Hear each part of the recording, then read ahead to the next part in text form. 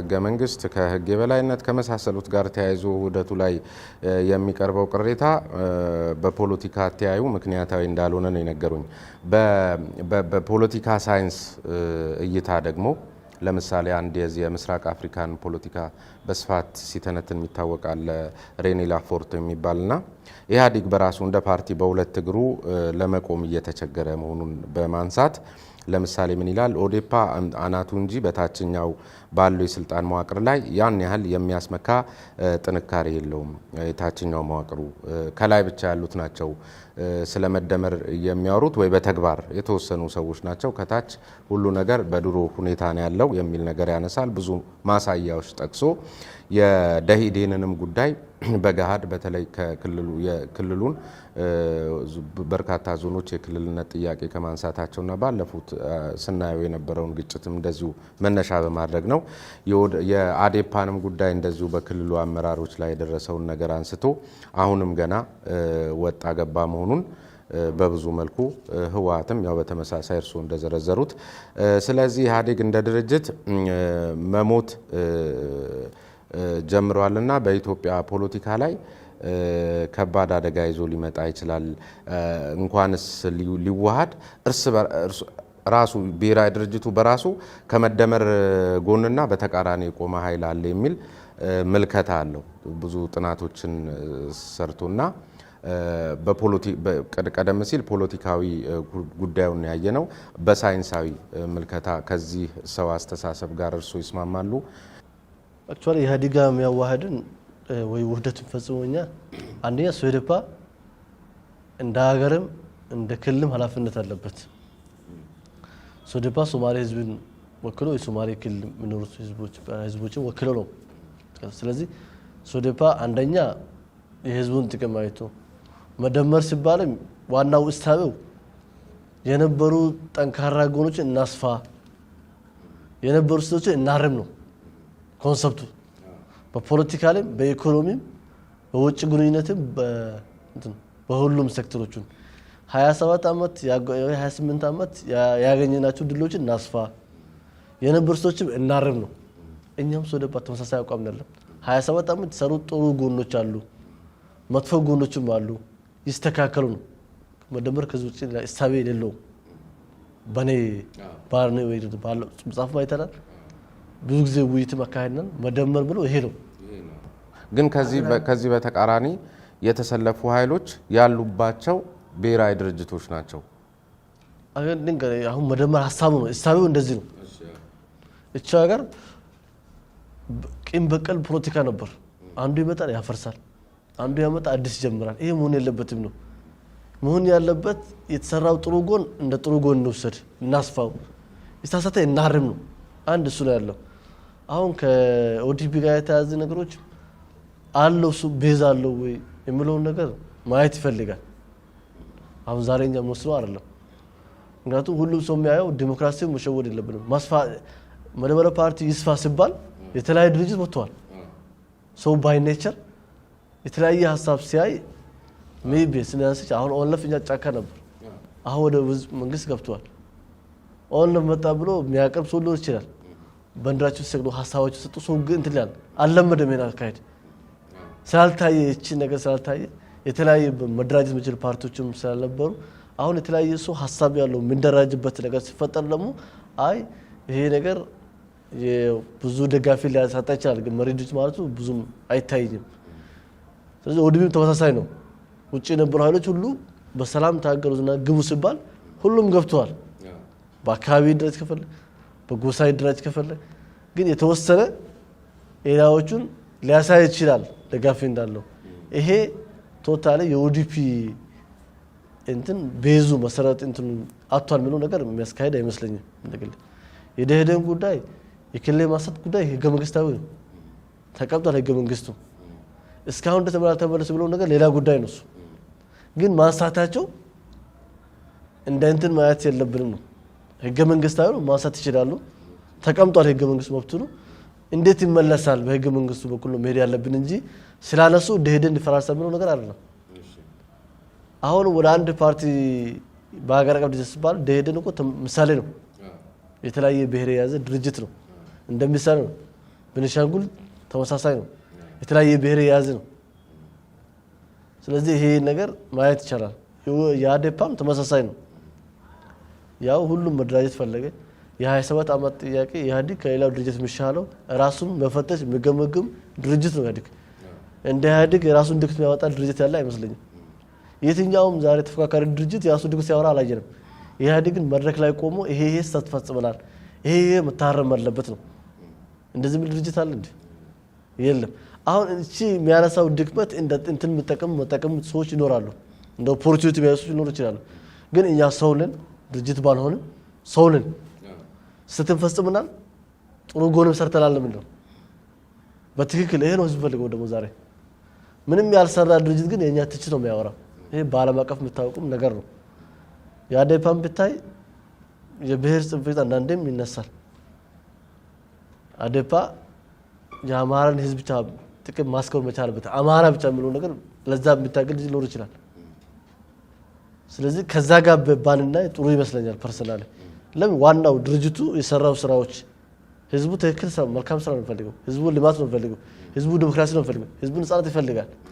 ስለዚህ ኢህአዴግ እስካሁን ድረስ የሰራቸው ስራዎች ጥሩ ጎኖችም አሉ፣ ደካማ ጎኖችም ነበሩ። ይሄን ላስተካክል ነው በምን አንዳንድ ሀሳቦችን ማምጣት ስለመደመር ቂም በቀል ይኑቅር፣ ህገ መንግስቱን እናክብር፣ ሁሉም ነገር ህገ መንግስቱን ተከትለን እንስራ ነው። ይሄ ስል ደግሞ ኢህአዴግ ችግሮችም ያወራል፣ ደካማ ጎኖችም በሚዲያም ስለሚያወራ እንደ ኦፖርቹኒቲ የሚጠቀሙ ተፎካካሪ ድርጅቶችም ስላሉ የህዝቡን አቴንሽን ሊይዙ ይችላል የሚል ሀሳብ ሊመጣ ይችላል። ፖለቲካል አንግልም አንዱ በዛ ግብ አናላይዝ ሊያደርግ ይችላል። ወጣ ብለን ስናስብ ደግሞ እቺ ሀገር እንደ ሀገር መቀጠል አለበት። ጠቅላይ ሚኒስትሩም እንዳለው ኢህአዴግ ኖር አልኖር እንደ ሀገር መቀጠል አለበት። ሶዴፓም እንደዛ ምናምን ነው።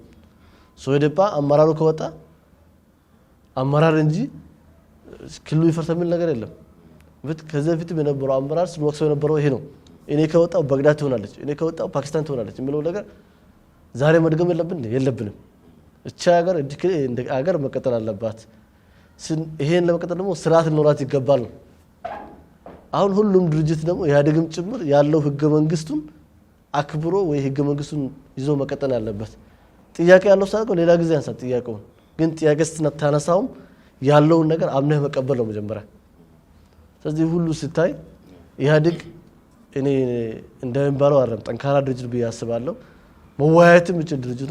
ጥንካሬው አሁን ባሉኝ ምክንያቶች ሊገለጽ እንኳ ቢችል ግን አሁን ቀደም ሲል እኔ ባነሷቸው ምክንያቶች ሳይንቲስቶቹ የሚሉት አዴፓም ቤት፣ ኦዴፓም ቤት፣ ደኢህዴንም ቤት፣ ህወሓትም ቤት ያሉ ነገሮችን መነሻ አድርገው ስለዚህ እንደገና ደግሞ የዚህን ድርጅት ግብዓተ መሬት የሚናፍቁ ኃይሎችም ሌሎች በጉጉት የሚጠብቁ ማት ናቸው።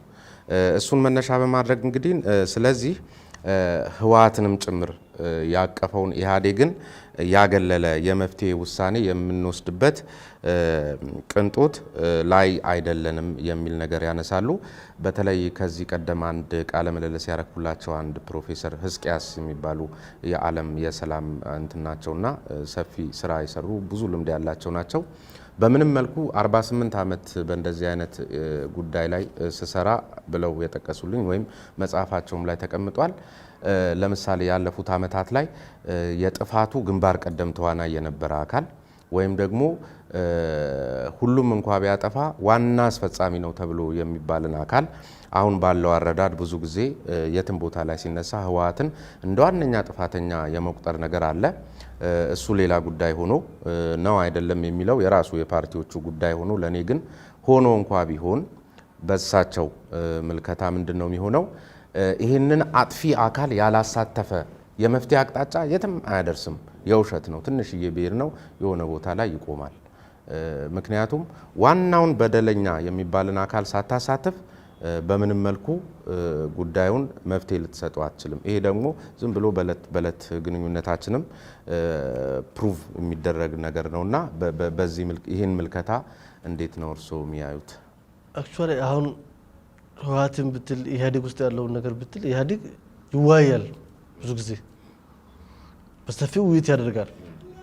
አሁን ከባለፈው ትንሽ ኢህአዴግ የሚታወቀው አንድ የጠፋች ነገር የዲሞክራቲክ ሴንትራሊዝም ነው። ማዕከል ላይ ያደረገ ውሳኔ ሲወጣ ኢህአዴግ አስፈጽም ነበር። አሁን ግርም ያጋባው አንዳንድ ነገሮችን ብሔራዊ ድርጅቱ ራሳቸው ውሳኔ ሰጡ ነው በኢህአዴግ ማዕከል ተወስዶ ወይም ይህችን ነገር ላይ ጠፋቸው። አሁን እኔ እሱም ግምገማ ላይ ተነስተዋል መስተካከል መታረም እንዳለበት ስፔሲፊካሊ ህወሓት የበላይነት እንደነበረ ሁሉም ያነሳል።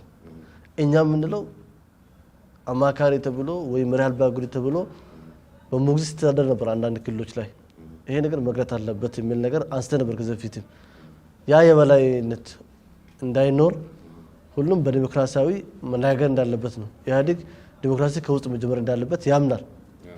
ውስጡ ዲሞክራሲ ነበር ወይ የሚለው ነገርም ከለውጡ አንድ አካል ነበር።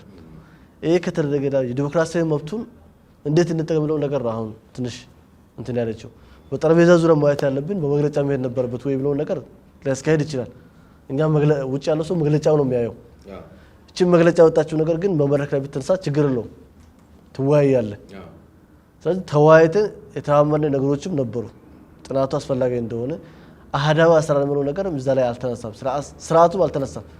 ምክንያቱም ኢህአዴግ ሌላው ተፈካካሪ ድርጅት ህገ መንግስቱን አምኖ ተቀብሎ መታገል አለባቸው ነው አይደል? ስለዚህ መሪ ድርጅቱ ከተፈካካሪ ቀድሞ እሱም ህገ መንግስቱን ማክበር አለበት። አሁን ባለበት ይሄን መግለጫ ለምን ተነስሮ ነው ኢህአዴግ ራሱ የሚያይበት ሁኔታ ይኖራል። እንደግል ግን ኢህአዴግ የነበሩ ችግሮችም ዋና ተዋላይ ሳይሆን የነበሩ ችግሮች አማራጮችም ችግሩ ከት እንደነበረ ይታወቃል። የመፍትሄ አካል ይሁኑ ሲባል ነው እንዴት ነው ሲያረጉት ነገር ነው ሶማሌ ክልል ይታወቃል። የተፈጸመው ችግር ይታወቃል። ለምን ማን ነው ሲያስተዳድረው ክልሉን ከማን ጋር ግንኙነት ፈጥሮ ነው ምን ለማረጋጋት ታስቦ ነው ነገር በትግል ይታወቃል። ስለዚህ ችግሩ የሚታወቅ ከሆነ ግለሰቡ ጋር ቢል ብዙ ማስፈላጊ አይመስለኝም። ችግሩም ካወቅ ማከም ነው። በሽታው ከታወቀ በሽታው ይታወቃል። ሁሉም እኩልነት መሳተፍ ነበረበት። ሁሉም አካታች መሆን ነበረበት። ዲሞክራሲያዊ መሆን ነበረበት። በሐሳብ መነጋገር ነበረብን ነው። ይሄ ችግር ካወቅ መፍታት ይቻላል። ግን ሰውየው ማሳተፉ እኔ አስፈላጊ አይመስለኝም። ሐሳቡ ነው ሲያደርግ የነበረው ነገር ማየት ነው። ይሄ ደግሞ በየክልሎቹም በኢህአዴግ ውስጥም ይታወቃል የነበሩ ችግሮችን። ይሄን ለመቅረፍ ደግሞ ስትራቴጂ የተነደፈ ስለሆነ ብዙም እሺ ግን አሁን ባለው ሁኔታ በተለይ ሲፈጸም ሶማሌ ላይ የተለየ ነበር ጉዳቱ የሚል ነገርም ሲያነሱልኝ ነበር። በርካታ የዜና ዘገባዎችም ይህንኑ ነው የሚያሳዩትና ምናልባት አሁን ህወሓትም እንደ ህወሓት የውህደቱ አካል የመሆን ፍላጎት ቢያሳይ ከዛ የእንትኑ ካወጣው መግለጫ አቅጣጫ ውጪ በተቃራኒው አርሞ መዋሃድ እንዳለበት ፓርቲውን ግንባሩን አምኖ የመቀላቀል አዝማሚያ ቢያሳይ እርስዎ አሁን ከሚጠቅሱልኝ የሰነበተ የከረመ ብዙ የሶማሌን ህዝብና ክልሉን ዋጋ ያስከፈለ በደል ባለበት ሁኔታ ላይ አብራችሁ የመዋሃድ እድላችሁ እንደ ሶኢዴፓ ምን ያህል ሰፊ ነው? ይሄ አጋጣሚ ቢፈጠርስ አቋማችሁ ምንድን ነው ሊሆን የሚችለው? እኛ ድርጅቱ ጋር ነው ችግሩ። ድርጅቱ ላይ በተደንብ ላይ የሶማሌ ህዝብ ይጨፈጨፍ ብሎ አልተጻፈም። እዛ ጋር ግለሰቦች ናቸው። ስለዚህ ድርጅቱ ግለሰቦችን ማግለል መቻል አለበት። ጥፋተኞችን ወንጀለኛ ነው። ድርጅት ማለት ነው ህወሓትም አይወክልም፣ ሶዴፓም አይወክልም። ስለዚህ ሁሉ መለየት አለበት። ምንድነው በሐሳብና በፕሮግራምና በእንትን ነው እሱ መዋሃድ ብዙም ችግር የለውም። ግን ይሄን ችግር ሲፈጸሙ መሪ አልባ ግን ነበሩና ከዚህ በስተጀርባ የነበሩ ሰዎችን ህወሓት ራሱ ማጋለጥ አለበት ነው። ሌላ በአንድ መድረክ ላይ ባለፈው ክቡር ጠቅላይ ሚኒስትር ዶክተር አብይ አህመድ ተገኝተውበት በነበረው መድረክ እንግዲህ አሁን ያነሳናቸውን ነገሮች ሁሉ በጥሩ አያያዝ የያዛችሁበትን አግባብ ገልጸው ከዚህ በኋላ የክልሉ አመራር አሁን ስራው መስኖን ማስፋፋት ነው፣ የስራ አጥነት ችግርን መፍታት ጠንክሮ መስራት አለበት፣ ኮንትሮባንድና የፖለቲካና የገንዘብ ሌቦችን መታገልም ዋነኛ ስራው ሊሆን ይገባል የሚል አቅጣጫ አስቀምጠውላችሁ እንደነበር አስታውሳለሁና ከዚህ አኳያ ምን ላይ ናችሁ? በተለይ አሁን የዚህ የገንዘብና የፖለቲካ ሌብነቱን መቆጣጠር እንኳ ብችሉ የገንዘቡ ጉዳይ በቅርብ ጊዜም የወጡ ዘገባዎች ስለነበሩ እንዴት ነው አሁን ምን ላይ ደርሳችኋል? አክቹአሊ ከመጣን 8 ወር ነው። ሲታቀድ የነበረው ክልል እቅዶች ተሰርቶ ነው የመጣን። የተወሰነ ሪቪዥን ማድረግ ያለብን ሪቫይዝ ያደረግ ነው። ትኩረት ማድረግ ያለብን ስለ ትምህርት ላይ ውሃ ላይ ትኩረት ማድረግ ያለብን ነገሮችን ላይ ፎከስ ያደረግ ነው። ግን የነበሩ ሲሰሩ የነበሩ ኦንጎንግ ፕሮጀክቶች ነበሩ። አንዴ እሱን ማስቀጠል ነበረብን። ሌላው የተደራጀ ሌብነት የለም ክልል የተደራጀ ሌብነት የለም። ኮራፕሽን ግን ሙስና ግን መታገል ይፈልጋል። 100% 100% ሙስና የለም። ጉቦ ራስ ሙስና ነው። ስለዚህ ሙስና ሳይ ሌብነት የለም፣ የተደራጀ ሌብነት የለም። አንዳንድ ከአሰራር ጋር የተያዙ ነገሮች ይነሳሉ። ሁሌም ጨረታ ሲለጠፍ ውድድር ሲካሄድ ቅሬታዎች ይነሳሉ። እሱም በሂደት መታከል ነው።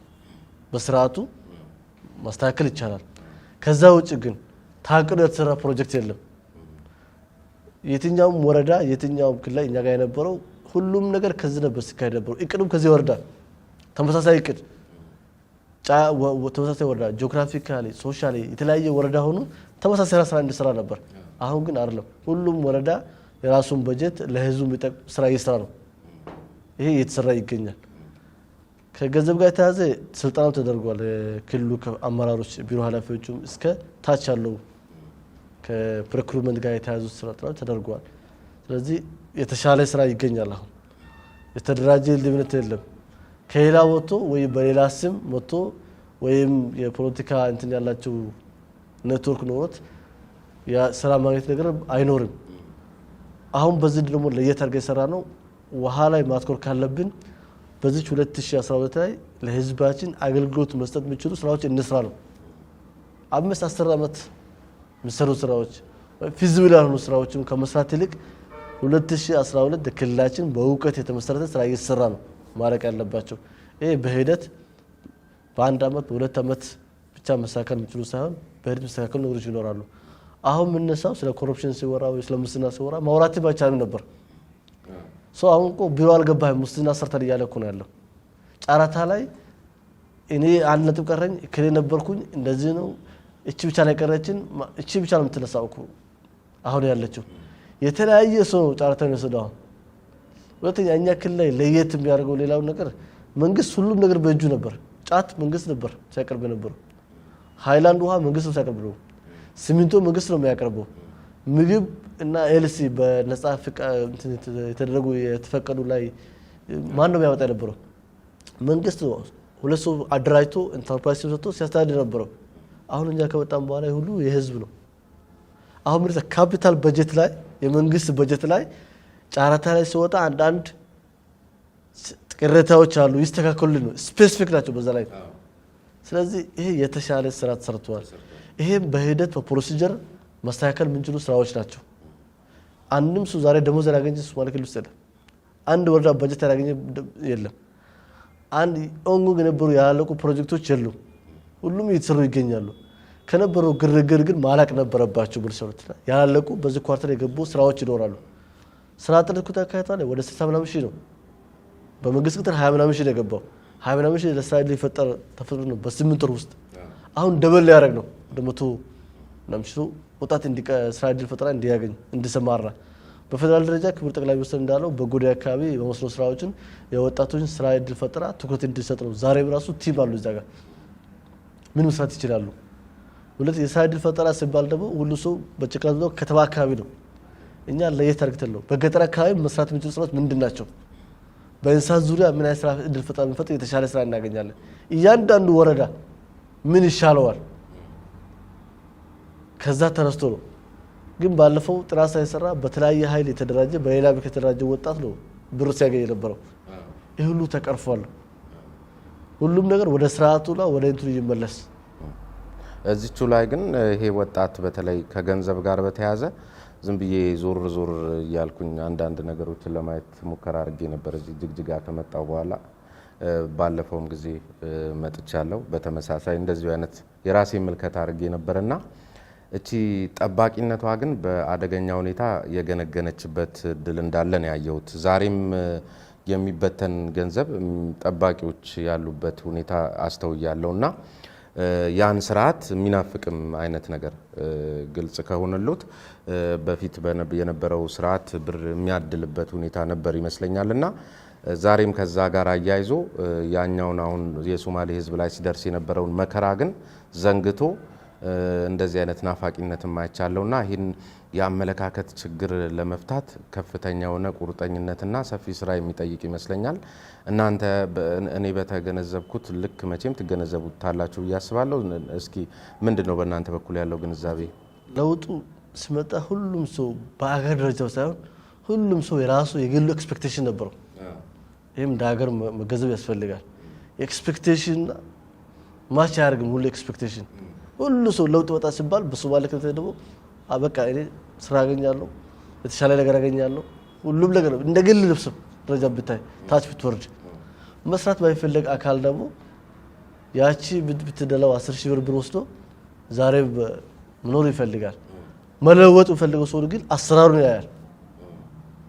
ሁሉ ሰው ደግሞ አንድ አመለካከት በስምንት ወር መያዝ ይከብዳል። እቺ ጠባቂነትና ካልቸራል ትራንስፎርሜሽን እንደሚያስፈልግ እናምናለን። ካልቸሩ መቀየር አለበት። ከጠባቂነት ሰው መውጣት አለበት። በስራ ማመን መቻል አለበት። ሰርቶ ማደግ መቻል አለበት። ይዙ ሁለተኛ ከመንግስት ስራ ብቻ ውጪ ያለው ነገር ደግሞ ያው እቺ ጠባቂነትም አለች። ሰው ሲመረቅ መንግስት ስራ መፈለግ ነገር ያቺ ነገር መቅረት አለበት። ስለዚህ ቢሄቪራል ቼንጅ ያስፈልጋል። እቺ እናምናለን። የተለያዩ መድረኮች ማዘጋጅተናል። ግን በአንድ ሁለት ዓመት መፈታ ችግር አይመስለኝም። ኮንቲኒዩስ የሆነ ቢሄቪራል ቼንጅ ይፈልጋል። ይሄ ደግሞ ኑሮም ሲቀየር መሻሻል ሲመጣ ሁሉም ግዴታ መብት ነገሮችም ይኖራሉ። ስለዚህ ለወደፊቱ የተሻለ ነገር በተለይ አስባለን እንገነዘባለን። የተዘጋጁ ሰነዶችም አሉ። የወጣቶች ለብቻ ከጠባቂነት ቢሄቪራል እንዴት እንደሚያመጡት እንዳለባቸው እሱም ብቻ አይደለም፣ አጠቃላይ የህዝቡን ተጠባቂነት ማውጣት አለበት። የሆነች ካልቸራልና ቢሄቪራል ቼንጅ ያስፈልጋቸዋል። ወደ በስራም በተመለከተ ይሄ ሰፊ ስራ እንደሚፈልግ እናምናለን። ትኩረትም የምናደርግ ይመስለኛል። ሌላ በመሰረታዊነት ክቡር ጠቅላይ ሚኒስትሩም አሳስቧችሁ ከነበሩ መሰረታዊ ጉዳዮች መካከል የሶማሌ ፖለቲካ ከጅግጅጋ ወደ አዲስ አበባ እንዲገባ ትግል ማድረግ እንደነበረባችሁ አስምረውበት ነበረ። በወቅቱ ገባ፣ ከጅግጅጋ ወጣ የሶማሌ ፖለቲካ። አክቹአሊ አሁን ምንጥረም ለዛ ነው አንዳንድ ብሔራዊ ድርጅትም ይጮሁት ይመስለኛል። የተለያየ መድረክ አስተያየት መስጠቱ የሶማሌ ክልል የሶዴፓን አመራሮች ናቸው። በለውጡ መካከል ሲታይ ከፍተኛ በስራቸው ተነሳሽነት ቁርጠኝነት ያላቸው በአገር አቀፍ ደረጃ የሚታዩ አመራሮች የሶዴፓ አመራሮች ናቸው። ለዛ ነው ከዚህ በኋላ በአጋርነት መቀጠል አንፈልግም። እንተርምስ ኦፍ ጂኦግራፊካል ፈርስት ከኦሮሚያው ይበልጣል የሚል እምነት ነው ያለን። ሌላው ሁለተኛ የሚል አካልም ይኖራል ይበል ከፈለገ እንተርምስ ኦፍ ቁጥሩም ይታወቃል። ስለዚህ ፖለቲካሊ ማርጂናላይዝ መሆን ያለብን ምክንያት አይታየንም። የተማረ ኢሊት አለ። አዎ ስለዚህ ፖለቲካሊ we are not going to be marginalized። አጋርም ሳይሆን መቀጠል አንችልም ነው። ውህደቱ እንዴት ይሆናል? ከማን ጋር እንዋሃዳለን? ሶዴፓ ራሱ ይወስናል። ግን ከመሪ ድርጅት ጋር በጣም ሊያስማሙን የሚችሉ እይታዎች አሉ። ብዙ ፕሮግራሞች የመደመር ሀሳብ ብትል ለሶማሌ ክልል ይሻላል የሚል ሀሳብ ብለን ምናምን ነው። ምክንያቱም የተሻለውን ነገር ሶማሌ ክልል እንደ ሌላው ኢትዮጵያ ኢህአዴግ ሲመጣ ሌላው ኢትዮጵያ የነበረበት ደረጃና የሶማሌ የነበረበት ደረጃ እኩል አልነበረም። ስለዚህ የነበረውም በኢህአዴግ ጊዜም ፍትሃዊ አልነበረም ነው። ፍትሃዊ አጠቃቀም ችግር እንደነበረው አይተናል። ሁለቱም ማስታረቅ የሚችል የመደመር ሀሳብ ሲመጣ ደግሞ የተሻለው ነገር ወስደን የተሳሳተውን እናስተካክለው። መደመር ሀሳብ ሲመጣ ደግሞ ፖለቲካሊ we are saying that concept is very good concept for Somali people። ስለዚህ ይሄ ነገር ወደ ሴንተር መሄድ ይወስዳል የሚለው ነገር እናምናለን። አሁን ያለው የተለያየ መድረክ መታየትም በሀገር ግንባታ ላይም ግንባር ቀደም ሆኖ እየታየን ነው። ትግል ይፈልጋል። አዎ እንደተፈለገው ሄዷል የሚለው ነገር አዎ ትክክል ነው። ስለዚህ ወደ ሴንተር መሄድ እንዳለብን እናምናለን። ወደ ሴንተር ስንሄድ ደግሞ መሰረታዊ ነው ነገሮች ራሳችን መሰረታዊ የምንላቸው ነገሮች ይኖራሉ። በዚህ ቀጥለን ካሁን በኋላ ጥረቱም እያሰፋን ወደ ሴንተር የሚቀርቡት ሁኔታ ይፈጠራል የሚል እምነት አለኝ። አሁን በሚዲያም በኢንጌጅመንትም በሌላም በኩልም በአገር ጉዳይም የተሻለ ስራ ተሰርቷል። ወደ ሴንተር የመቅረብ ስራ ይጠናከራል ብዬ ያስባለሁ። ክልላችሁ እንደ ክልል አሁን እርስዎ ሲገልጹልኝ የነበረው በተግባርም ስናይ የነበረው በርካታ ጉዳቶችን ያስተናገደ ገና በዚያ አንጎበር ውስጥ የሚገኝ ምናልባት ዛሬም ደግሞ በዚህም ደረጃ በተሻለ ደረጃ ዛሬ ላይ ለውጡም በነገራችን ላይ በትክክል ከተንጸባረቀባቸው ክልሎች መካከል ለውጥ አለ ብሎ በድፍረት በሙሉ አፍ መናገር የሚያስችል ክልል ሆኗል። አሁን ይህ ክልል ምንም ጥያቄ የለውም እያየን ስለሆነ ከነበረበት ሁኔታ አኳያ የትኛውም ክልል በሶማሌ ክልል ደረጃ በአንድ የትራንስፎርም ያደረገ አካል የለም። ግን አሁን ከዚህ ከውህደቱም ከምናምኑም ጋር ተያይዞ ደግሞ ወደ ነበረበት እንዲመለስ የሚሻ አካል በተለያየ መልክም የማወዛገብ በፓርቲ ስም ተልዕኮ የመስጠት የመሳሰሉትም ነገሮች በየማህበራዊ ሚዲያው ላይ ስራ ለማስፈታት የሚደረጉ ጥረቶችን እናንተን ስራ ለማስፈታት የሚደረጉ ጥረቶችንም እየተመለከትን ነው። ክቡር ፕሬዝዳንቱም ትናንትና ያረጋገጡልኝ ይህንኑ ነውና እንግዲህ ሶማሌን የሚወድ ለውጥን የሚናፍቅና ለውጥን እንደ አንድ ወሳኝ ምዕራፍ የሚመለከት አካል ቤትም ቦታ ያለ በክልሉም ከክልሉ ውጭም ለሚኖሩ የሶማሌ ክልል ተወላጆች እንደዚሁም ደግሞ ሌሎች የልማት አጋሮቻችሁ የመጨረሻ መልእክት ቢያስተላልፉ በዚህ አጋጣሚ ጥሩ ነው። እንዴት መራመድ እንዳለባቸው ትክክል ነው። ትናንትና መግለጫም ስናይ ወየውላችሁ ሲባል አው ተጨፈለቃላችሁ ሲባል መሬቱ ለባ እንደነበረ ግልጽ ሊሆን ይገባል። በዛ ጋር ስናይ ደግሞ ብዙ የሚያስጠረጥሩ ነገሮች ይኖራሉ። በሶማሌ ክልል ውስጥ በሐሳብ መከራከር እንዲፈጠር ነው ትልቅ ትግል የምናደርገው። ሶማሌ ክልል ከዴይ ቱ ዴይ ኢንሲደንት ውጪ በሐሳብ ደረጃ መወያየት ብቻል መፍጠር ነው ማህበረሰብ መፍጠር ነው የምፈልገው። ያው መደበለ ፓርቲ ፍስፋ ቢባልም ከዛ የበለጠ ግን ፓርቲ ሲቋቋም ደግሞ በሐሳብ ደረጃ የሐሳብ ክርክር ነው ሊገባለች በአገር ደረጃ በክልል ደረጃ። ስለዚህ እናስተላልፈው የተለያየ ተፎካካሪ ድርጅቶች አሉ። አሁን ህጋዊ እንትን የወሰዱትም ያልወሰዱትም በሂደት ላይ ያሉት አሉ። ዋናው ምንለው አንደኛ እንደ ሶማሌ በኢትዮጵያ ያለን የፍትሃዊ ተጠቃሚነት በፖለቲካልም በኢኮኖሚም በሶሻልም ማግኘት ያለብን የሶማሌ ህዝብ መብትን በጋራ እንታገል። በአገር ግንባታ ያለው ደግሞ በጋራ እንታገል። በክልል ያው የህዝባችን ጥቅም ስናስከብር የሌላው ህዝብ ጥቅም ነው ማስከበር መቻል አለብን። ድርጅቱም ይሄ ነው ስለምንባል ስለዚህ የሁሉም የኢትዮጵያዊ የፍትሃዊና የእኩልነት ተጠቃሚነት የሚለው ነገር በጋራ እንታገል። በመሆኑም በሶማሌ ህዝብ ደግሞ ስፔሲፊካሊ ለህዝባችን የሚጠቅመው ህገ መንግስታዊ መብቱ እንዲያገኝ በጋራ መታገል እንዳለብን እናምናለን። የኛ ሐሳብ ልዩነት ነው መድረክ ላይ እናምጣ ነው። ሁሉም የራሱን ሐሳብ ከራሱ የመነጨ አሁን የህዝባችን ዋነኛው በመጨረሻ አብዮት የህዝባችን ጥያቄ የብሔር ጭቆና ይቅር ነው ራስን በራስ መስተዳደር ነበር። ይሄን ነገር በህገ መንግስቱ ጸድቆ ግን ተግባሩ ላይ አፈጻጸሙ ላይ ችግሮች ነበሩ። ይሄ ነገር ይቅርና በትክክል የመጣው ኢትኒክ ፌደራሊዝሙ በትግል ይተግበር የሚለው ነገር በጋራ እንታገል። ከዛ ውጪ ግን ስፔሲፊካሊ ለክልሉ የተሻለ ሐሳብ አለ የሚል ሰው ካለ ደግሞ በሐሳብ ይምጣና እንነጋገር። ተጨባጭ ሶማሌ ህዝብን ወኪል ሐሳብ ያለው ሰው ግን አንድ ትግስት የሚያስፈልገው ነገር ደግሞ ይኖራል። የሌላ አመለካከትን ይዞ ለሶማሌ ህዝብን ውዥንብር መፍጠር ነገር ትግስት ያስፈልገው እሱ። ምክንያቱም ህዝባችን ምንለው የራሱ ካልቸር የራሱ ሶሺዮ ኢኮኖሚክ የራሱ አኗኗር አለው። ይሄን ኢትዮጵያ እንደ ሀገር ደግሞ የህዝባችን ምናምን መሆን አለበት። የህዝባችን ምን መሆን አለበት የሌላው መብትም ሳረግጥ የሚለው ነገር በትክክል እንነጋገር። እኛ መድረኩን የማዘጋጀት ኃላፊነት አለብን እንደ መሪ ድርጅት። የሚመጣው ሳምንቶችም እንደዛ አቀደናል። የተለያየ ፖለቲካ ድርጅቶችን ሐሳብ ውይይት እንዲያደርጉ በጋራ ግን መያዝ ያለብን የነበረው በህገ መንግስት የተጸደቀው የኤትኒክ ፌደራሊዝም በትክክል ይከበር። የአንድ ማህበረሰብ ፖለቲካዊ ኢኮኖሚ የመፍጠር ጉዳይ ደግሞ በጋራ ለህዝባችን የራሱን ድርሻ እንዲያገኝ እንታገል። ይሄ ቀይ መስመር ሊሆን ይገባል።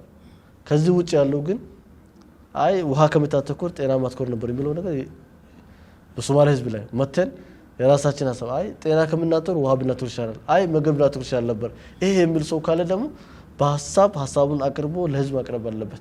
አሁን ፍራቻ ነበር በፊት ሌላም ቦታ ሄደ መቃወም አትችልም ነበር።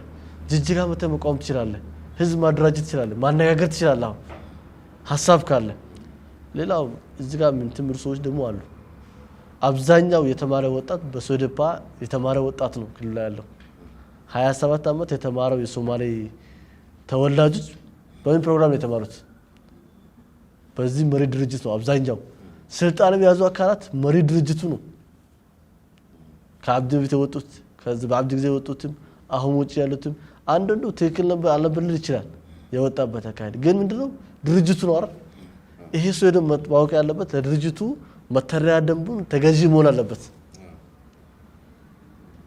ከሱም ፈለው ተግባር አለው ኃላፊነት አለበት ከመዋጮ ጀምሮ ይከፍላል ወይ ሰው ሁሉም ራሱ ሊጠይቅ ይገባል ያባልን ግዴታ አለበት ያሟላል ወይ በፊት ፍራቻ ነበር ተገለልኩ የሚል ከሆነ አሁን ተገለሉ አልተገለለም ስለዚህ የሶዴፓ አባል ነበርኩኝ አመራር ነበርኩ የሚል አካል የሶዴፓ መተሪያ ደንቡን